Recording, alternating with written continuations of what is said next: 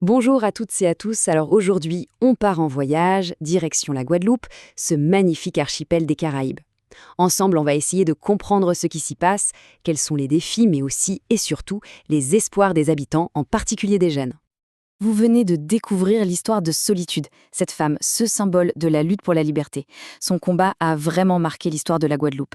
Mais la question qu'on peut se poser, c'est, et aujourd'hui, plus de 200 ans plus tard, pourquoi se battent les jeunes Guadeloupéens? C'est ce qu'on va voir ensemble. Eh bien, vous allez voir, le combat a changé de visage. Aujourd'hui, les chaînes ne sont plus en fer. Si vous voulez, elles sont devenues économiques. Le grand défi, maintenant, c'est de se battre pour son autonomie, pour pouvoir construire son avenir chez soi, sur son île. Allez, on va regarder ça de plus près. Pour bien comprendre ce qui se passe, il faut parler un peu d'économie et de géographie. Parce que le fait d'être un archipel, un ensemble d'îles, eh bien, ça change absolument tout. Voilà un premier chiffre qui frappe tout de suite. 19%. C'est le taux de chômage global en Guadeloupe. C'est déjà énorme, hein, mais attendez, ce n'est pas tout.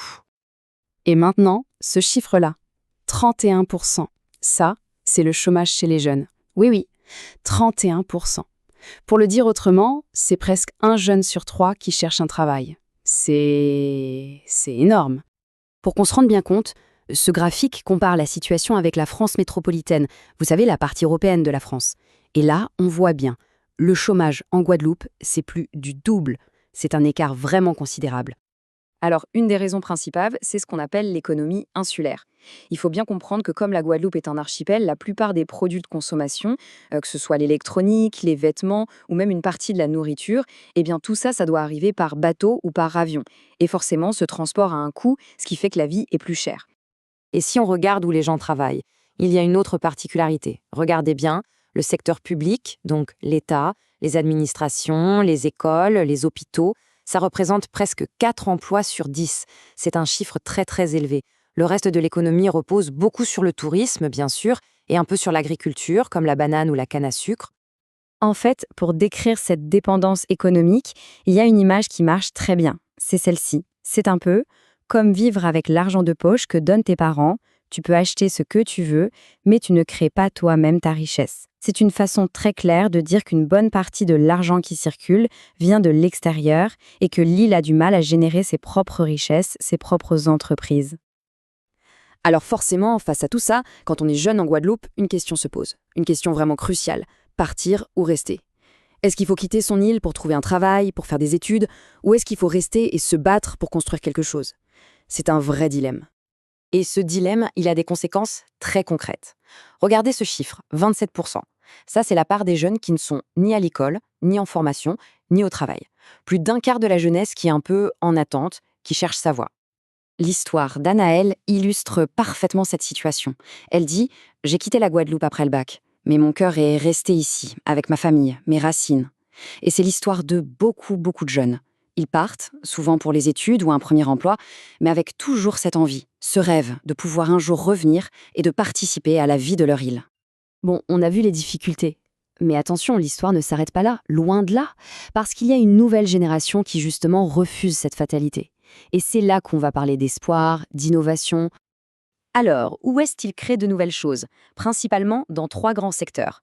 D'abord, le numérique, tout ce qui est digital. Ensuite, les énergies renouvelables. Avec le soleil des Caraïbes, il y a de quoi faire. Et enfin, très important, l'agriculture locale, pour produire sur place et moins dépendre des importations. Et ça, ce ne sont pas juste des idées en l'air, attention. Regardez, on a des exemples bien concrets.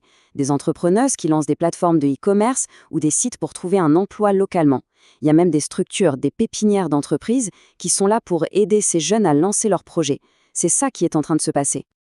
Et l'ambition, elle est énorme. Il ne s'agit pas juste de résoudre les problèmes de la Guadeloupe.